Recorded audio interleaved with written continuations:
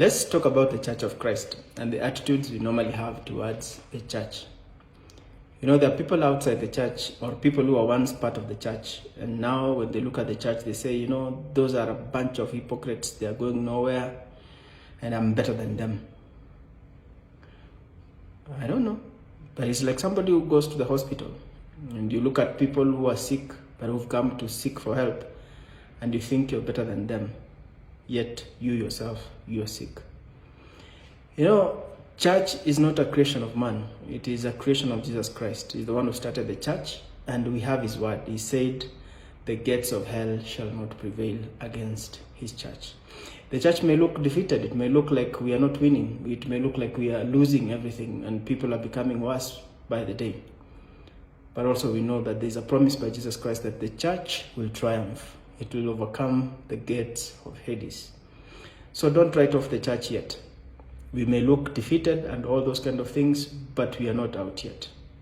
I like what evangelist Reinhard Bonke said once. He said, you know, the people will go to hell not because they are sinners, but because they refused the offer that Christ offered them, the offer of forgiveness. And that offer is only found in the church. And remember, when Christ comes, he's not coming for anyone who is not part of his church. So if you're not part of the church, or you count yourself outside the church, you're not part of who Jesus is coming back for. You know, you've heard people say, sometimes people speak as if they're outside the church. It's like, you know, the church should speak out. Yet the person speaking is actually a Christian, and you wonder, where do they see themselves? Are they inside the church or outside the church? If I see myself as part of the church, then I should be able to speak as in plural form. We need to do this and this. We need to solve this and this, rather than just pointing a finger. And when you're pointing a finger to something, you're not part of it. So let's be careful about how we speak about the church, also because it is the bride of Christ. The bride of Christ. There's a big wedding coming up, and that wedding will be between the church and Jesus Christ. If you're not part of the church, there's nowhere you're going. So you may not like the local church that you have, but you can make a difference. If you're a believer, you could be specifically the person that church needs for it to become the kind of church that you read in the Bible. Counting yourself out or segregating yourself from the church won't help. Let's face the issues of the church, within the confines of the church. Let's take to task each other the issues that are there. We need to be transparent. We need to be accountable to one another. We need to talk about issues. We need to have those difficult conversations. But you don't leave the church, because there's only one church, and that church is what Jesus Christ is coming back for. And finally, something I can add in this story is that we as church leaders, indeed, we have a lot to do.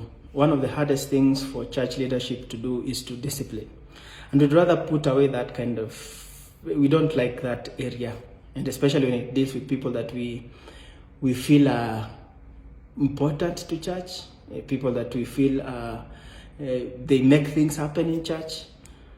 But if we are to be like Jesus Christ, we have to be impartial and be disciplinarians who make sure that the discipline that needs to go out goes out when it needs to the people it needs to get to. We could be the only hope for them, because if they don't get to know that they are in danger of hell, they may live that way. And then, you know, also the church is like a barracks. It's like an army barracks. If you train these people, you arm them, and then you don't give them something to do, they'll start using those firearms against each other. So it is important for churches to organize evangelism and missions, and to go out to practice what they've learned, to go out and use these weapons of spiritual warfare that we've been equipped with. Otherwise, we'll start using those things inside the barracks, and it will be friendly fire. But remember, also, friendly fire hurts. See you next time.